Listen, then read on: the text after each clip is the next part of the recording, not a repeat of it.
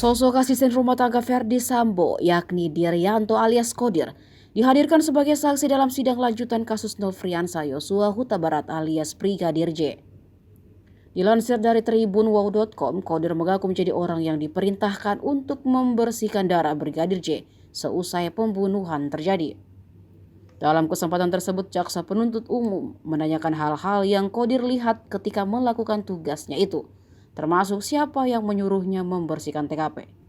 Kodir mengaku tak tahu pasti siapa sosok yang menyuruhnya.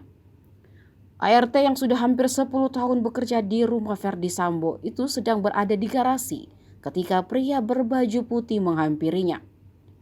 Menuruti perintah tersebut, Kodir langsung menghapus sisa-sisa darah di lantai rumah dinas Verdi Sambo di Duren 3, Jakarta Selatan pada Jumat 8 Juli 2022. Ia mengaku membersihkan darah tersebut dengan serokan, kemudian mengelapnya dengan kain pel. Menurut Kodir, semua CCTV di rumah tersebut mati, lantaran tak ada gambar di dalam monitor pemantau. Kemudian JPU kembali membahas terkait hal-hal apa saja yang ditemukan Kodir ketika membersihkan darah Brigadir J. Kodir menjawab jika ia juga melihat pecahan beling di sekitaran titik Brigadir Yosua tergeletak. Dan yang menjadi bukti jika memang tidak ada aksi tembak-menembak, Kodir mengaku tidak melihat adanya bekas tembakan ataupun kejanggalan lain di lantai.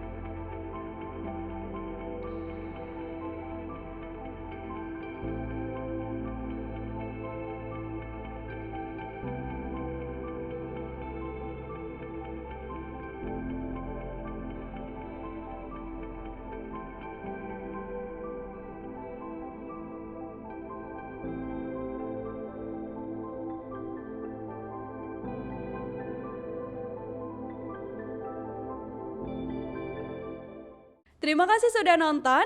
Jangan lupa like, subscribe, dan share ya.